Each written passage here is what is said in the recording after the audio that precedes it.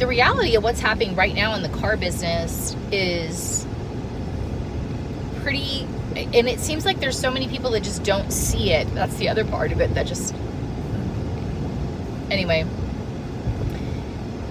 The reality of the situation that we're all in right now in the car business is sales are down. I've got some manufacturers that, and I'm talking about dealers, I'm talking about the manufacturer as a whole, their sales are down 30% year over year. From this time last year, same time this year, they're down 30%. Month over month, it's even higher.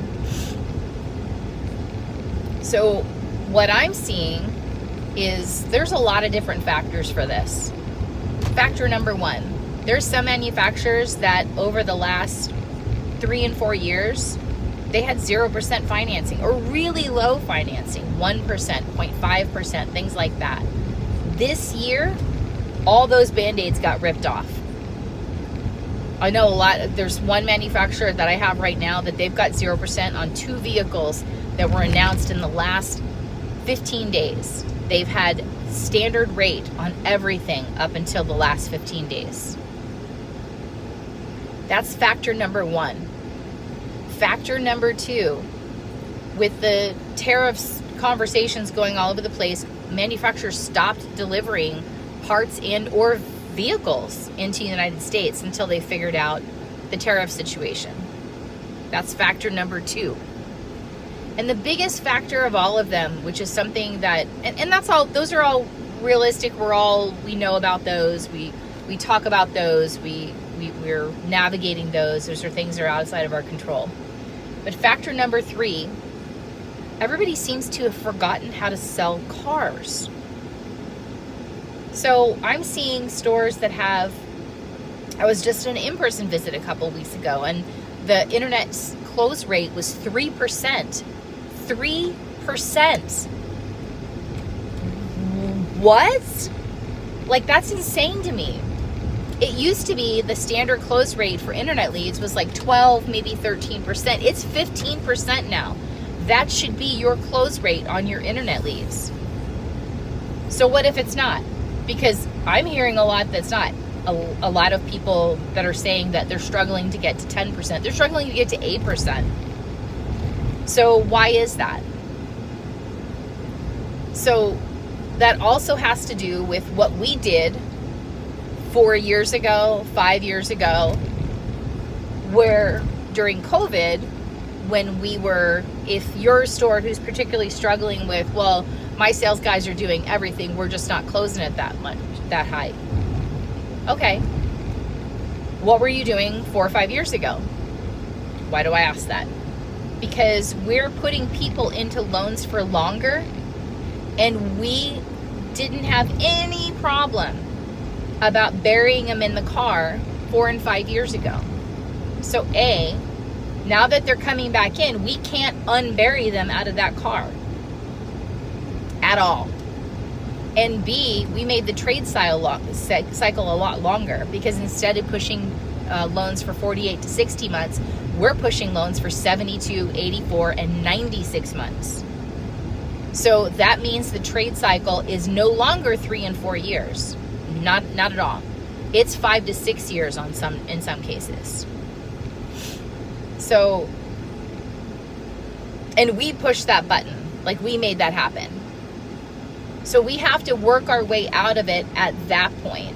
So I'm no longer, when I'm using the AutoMiner side of things for what my company does, I'm no longer marketing to people who are 3-4 years, because that's not the trade cycle anymore. I'm marketing people 4 years plus or 5 years or older. I actually ran a campaign the other day, and I'll let you know as soon as I see results on it.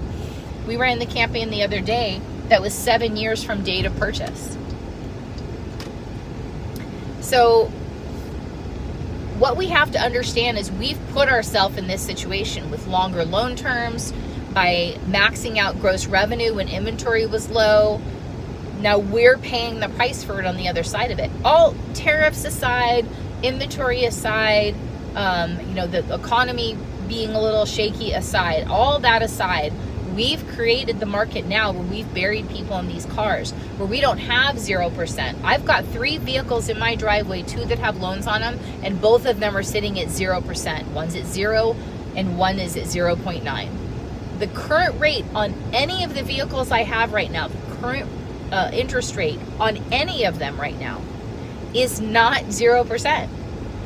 So why would I trade out of these vehicles that I have 0% on to take on an interest on my loan? That's how I think. I'm in the car business. I get it. There's some people out there who don't think like that. They just want the new car. I really think that a lot of people are second guessing that car purchase for that very reason. Like, they want to keep that 0% and ride that wave. That's part of it. The other part of it, and I've talked about that before, the other part of it is they can't get out of their car loans because we've buried them so much, because we made a 10-pounder on them 4 years ago. Or we buried so much equity in their car, inequity in their car, that they were, 10 grand flipped on a unit that we buried into a new one because we have the profit margin on it, because we upcharge them so much. So now there's no way they're getting out of that car. They have to stay with it till you pay it off. We all know that in the car business. You can roll 1, maybe 2 cars, but then you're stuck with whatever that car is. It better be a good car and last you a long time, or you better have a sugar daddy on standby that can pay your way out of it. So the surprise and the reactiveness that I was talking about in my last video, it's not because of your digital advertising. I mean, I'll continue the message I said last time. Not one company does anything that's violently different than any other. I mean, I'm biased because I think Pure Cars does it the best, and I think we have a plethora of tools that make it even better. I think the Pure Insights dashboard is nothing like I've ever seen insofar as market data and reports goes. I love it. I think it's one of the best tools out there. I know I'm biased, but I sincerely think it. Looking at it with my consultant glasses, I really think it has just more information than I've ever seen from a vendor. All that aside, utilize those market insights to really determine if this is you or if this is the market. And if it's the market, which 99% of my cases, it's the market, but it's also you. So look at it this way. If your salespeople aren't following up with your leads for 90 days, if your messaging on your leads is generic, if you're using email templates in this day and age, outside of automated CDP platform like AutoMiner or AutoAlert or stuff like that, if you have an internet sales team that's manually following up with leads, like doing phone calls, doing emails, things like that with new internet leads, there's no reason why you should have email templates. None. They should all be standardized and they should be unique at the same time. So the messaging should be the same. You contacted us about this specific model. Here is this specific price on this specific model. If there was questions, answer them. Don't email someone who sent in a lead and say, hey, I saw you were interested in this vehicle. How can I help you? If they contacted you, they want to know 2 things. How much is it? And is it still available? So answer those 2 questions in your first email to them. Yes, this 2025 Jeep Grand Cherokee is still available. The price right now, the internet price on this vehicle is this. Would you be interested in financing or leasing this vehicle, or are you paying cash? Assume the sale from email 1. If they're contacting you, they want to buy a car. So all this, do you have any questions? Are you still in the market? Crap that I see, and then we wonder why we're not selling cars because we didn't give them any good reason to buy from us. Like, I really challenge you to dig in to your leads and how your team is responding to them. And there are plenty of people out there that can offer training, offer help. There's offsite BDC companies. I know 2 of the best ones out there.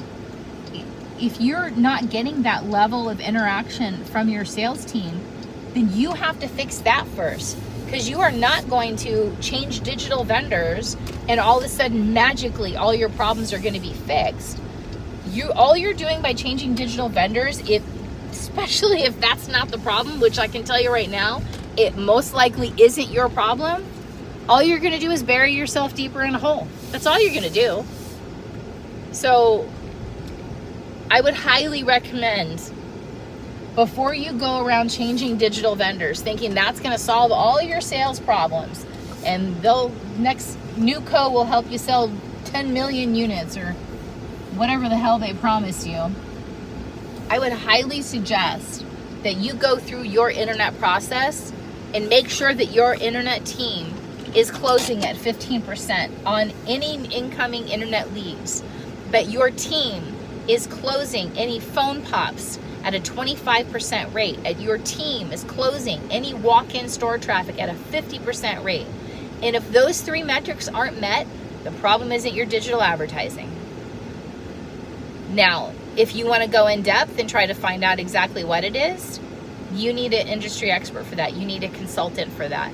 If you don't have a digital marketing consultant like a Ford Direct consultant or a Shift Digital consultant or any of those, or JD Powers consultant, if you don't have that, you need to pay a consultant. But by and large, most every automaker has their own consultants that are paid for by the OEM. There's the ones I just mentioned cover pretty much all of the major OEMs. You have a rep that can help you with that. You have to reach out to them and get their help to get you to the close rate that you need to get to with your internal processes on phone pops, on leads, on all that stuff before you get to the point where you start changing around the digital advertising. Because I mean, and I said it before, I'll say it again. You're not going to PPC your way out of a bad sales process. You're not going to PPC your way out of broken processes, broken training programs. And that's what I see. By and large, that's what I see more than anything else. That's all I got for this week. Happy selling.